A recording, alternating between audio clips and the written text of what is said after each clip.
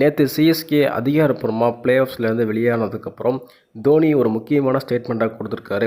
தோனிக்கு சிஎஸ்கே சின்ன ஃபேர்வெல் கூட கொடுக்காம இப்படி பண்ணிட்டாங்க அப்படிங்கிற மாதிரி ஃபேன்ஸ் எல்லாம் இப்போது ரொம்பவே கண் கலங்கிட்டு இருக்காங்க. ஏன்னா தோனி இதுக்கப்புறம் களம் இறங்க மாட்டார் அப்படிங்கிற மாதிரி தோனியே பார்த்தீங்கன்னா ஒரு சில ஸ்டேட்மெண்ட்டாக கொடுத்துருக்காரு. தோனி ரிட்டையர் ஆகிருக்காருங்க. ஸோ ஓய்வு பெற்றிருக்காரு. இதுக்கு பின்னாடி என்ன நடந்திருக்கு, ஏன் தோனி ஒரு போட்டி கூட விளையாடலை, ஏன் தோனிக்கு ஒரு ஃபேர்வெல் கூட வைக்கல அப்படிங்கிறத இந்த வீடியோவில் பார்த்தலாம். ஏதோ முக்கியமான ஸ்டேட்மெண்ட்டையும் தோனி கொடுத்துருக்காரு. இதுக்கெல்லாம் என்ன காரணம் அப்படிங்கிறத இப்போ தகவல் வந்திருக்கு. வீடியோவை கொஞ்சம் கூட ஸ்கிப் பண்ணாமல் பாருங்கள். அப்போ தான் நான் சொல்ல வைக்கிறது உங்களுக்கு புரியும். நம்ம சேனலுக்கு ஏதாச்சும் புதுசாக வந்திருந்தீங்க அப்படின்னா சப்ஸ்கிரைப் மட்டும் பண்ணிக்கோங்க. அப்படி பண்ணிருந்தீங்க அப்படின்னா பக்கத்தில் இருக்க பெல்லைக்கும் நோட்டிஃபிகேஷன் நிறைய பேர் சப்ஸ்கிரைப் பண்ணாமல் பார்த்துட்ருக்கீங்க. சப்ஸ்கிரைப் பண்ணிவிட்டு பாருங்கள். நிறைய பேர் லைக் பண்ணாமல் பார்த்துட்ருக்கீங்க. லைக் பண்ணிவிட்டு பாருங்கள். நீங்கள் பண்ணுற ஒவ்வொரு லைக்கும் எனக்கு மிகப்பெரிய மோட்டிவேஷனாகவும். ஸோ லைக் பண்ணிவிட்டு பாருங்கள். நேற்று சிஎஸ்கே அதிகாரப்பூர்வமாக பிளே ஆஃப் ரேஸ்லேருந்து வெளியேறியாச்சு. அதுக்கு பிறகு தோனி கொடுத்த அந்த ஒரு ஸ்டேட்மெண்ட் தான் இப்போ மிகப்பெரிய வைரலாக பேசப்பட்டுருக்கு.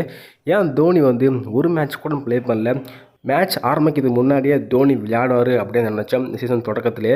அதுக்கப்புறம் 2-3 நாள் கழிச்சு தோனி விளையாட மாட்டார், இன்ஜுரி ஏற்பட்டிருக்கு அப்படின்ற மாதிரி சொன்னாங்க. ரெண்டு வாரம் டைம் தேவைப்படும் தோனி ரெக்கவர் ஆக அப்படின்ற மாதிரி சொன்னாங்க. அதையும் ஃபேன்ஸ்லாம் எடுத்துக்கிட்டு கண்டிப்பாக தோனி ஒரு 3-4 மேட்ச் தான் மிஸ் பண்ண போகிறாரு, கண்டிப்பாக 5வது போட்டி 6வது போட்டியில் வந்துடுவார் அப்படின்ற மாதிரி தான் எதிர்பார்த்தோம். ஆனால் அங்கேயும் பார்த்தீங்கன்னா தோனி வர கிடையாது.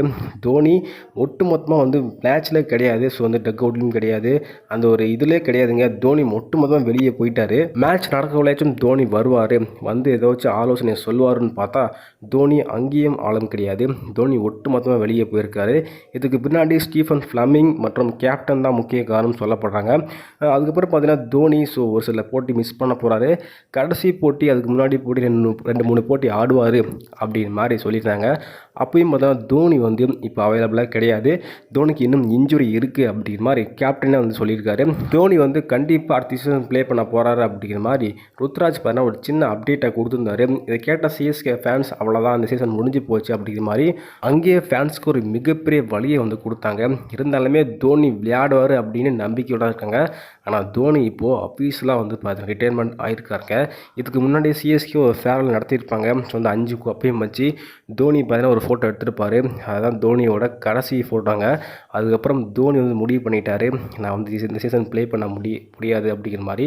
அதுக்கப்புறம் தான் பார்த்தீங்கன்னா சின்ன இன்ஜுரி இருக்குது அப்படின்ட்டு ஃபேன்ஸை பார்த்தீங்கன்னா போய் சொல்லி, ஃபேன்ஸுக்கிட்ட போய் சொல்லி பார்த்தீங்கன்னா இப்போது கடைசி வரையுமே தோனியை போட்டியில் காட்டாமையே வெளியே போயிட்டாங்க. இதுக்கு பின்னாடி என்ன மர்மம் இருக்குது, என்ன காரணம், தோனி ஒரு போட்டிக்கும் விளையாடாமல் வெளியேறியிருக்காரு. அப்படி வெளியேறினா கூட தோனி டக் அவுட்டில் கூட ஏன் உட்காரல, உட்காந்து ஒரு ஆலோசனை சொல்லியிருக்கலாம். தோனியோட நாலேஜில் முக்கியமான மேட்சை வின் பண்ணி கொடுத்துருக்கலாம். ஆனால் ஏன் தோனி டக் அவுட் கூட உட்காரல அப்படின்னு சிஎஸ்கே ஃபேன்ஸ் எல்லாமே கேட்டுட்டு இருந்தாங்க. அங்கே என்ன நடந்துச்சு அப்படின்னா கருத்து வேறுபாடு நடந்திருக்கு. ஃப்ளமிங் மற்றும் நம்மளோட தோனிக்கு இடையே ஒரு மிகப்பெரிய கருத்து வேறுபாடு நடந்திருக்கு. அதில் தான் தோனி நான் விளையாடலை, நீங்களும் சீசன் ப்ளே பண்ணுங்கள், நான் தனியாக டக் அவுட்டில் கூட உட்காரல, நான் வெளியே இருந்துக்கிறேன் அப்படிங்கிற மாதிரி தோனி பார்த்தீங்கன்னா சொல்லியிருக்காரு. மேட்ச் முடிஞ்சதுக்கப்புறம் தான் தோனி எல்லா பிளேட்டும் பேசியிருப்பார்.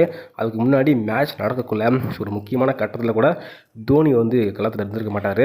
என்ன கருத்து வேறுபாடு நடந்திருக்கு அப்படின்னா, தோனி ஆக்ஷன்லேயே ஒரு முக்கியமான ஒரு அறிவிக்கை கொடுத்துருந்தாரு. அப்படின்னா நம்மளோட ஜடேஜாவை மட்டும் நீங்கள் வெளியே விட்டுறாதீங்க அப்படிங்கிற மாதிரி சொல்லியிருக்காரு. இதுக்கு கோச்சும் சரி மேனேஜ்மெண்ட்டும் சரி யாருமே கேட்கலங்க. ஜடேஜா ஒரு முக்கியமான பிளேயர் சிஎஸ்கேவை பொறுத்தவரையும். கண்டிப்பாக சிஎஸ்கே எனக்கு நிறைய விசுவாசம் பட்டிருக்காரு. சிஎஸ்கே எனக்கு எவ்வளவோ செஞ்சுருக்காரு. கண்டிப்பாக அவர் மேலே பிளேயர் கிடைக்க மாட்டாங்க அப்படிங்கிற மாதிரி சொல்லியிருக்காரு.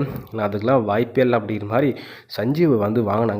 ஸோ அங்கே தான் மிகப்பெரிய கருத்து வேறுபாடு டீம்லேயே நடந்திருக்கு. அதன் பிறகு தான் தோனிக்கே சின்ன சின்ன விஷயம்லாம் பிடிக்காம நான் போட்டியே விளையாடல அப்படிங்கிற மாதிரி, எனக்கு ஃபேர்வெலே வேணாம், நான் மேட்ச்சுக்கு சீசனுக்கு முன்னாடி அந்த ஒரு ஃபோட்டோவை மட்டும் எடுத்துகிட்டு ஃபேன்ஸ்கிட்ட வெளிப்படுகிறேன் அப்படிங்கிற மாதிரி சொல்லியிருக்காரு. அதுக்கப்புறம் தான் ஃபேன்ஸ்கிட்ட இப்போ உடனே நீங்கள் சொல்ல வேணாம், நான் கடைசி வரை ப்ளே பண்ண போகிறேன்னு சொல்லுங்கள், கடைசியை அடுத்த இயர் விளையாடுவார் அப்படின்னு சொல்லிடுங்க, அப்புறம் நான் பார்த்துக்கிறேன் அப்படிங்கிற மாதிரி சொல்லியிருக்காரு. அதுக்கேற்ற போலயே இவங்க ஸ்டீஃபன் ஃப்ளமிங் மற்றும் கேப்டன் மெயின்டைன் பண்ணிட்டு வந்தாங்க. கடைசியாக சீசனும் முடிஞ்சிருக்கு. இப்போ அவர் சொன்ன மாதிரியே நடந்தும் இருக்குது இந்த மாதிரி. ஸோ என்ன நடக்குதுன்னு தெரியல. அடுத்த சீசன் தோனி விளையாட மாட்டார் அப்படிங்கிறதான் தோனி சொல்லலை, சுற்றி இருக்க தகவல் தான் இப்போ கசிஞ்சிட்டு இருந்திருக்கு.